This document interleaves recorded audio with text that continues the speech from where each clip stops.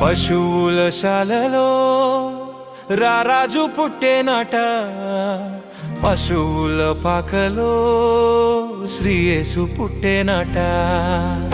పశువుల శాలలో రారాజు పుట్టేనాట, పశువుల పాకలో శ్రీయేసు పుట్టేనాట.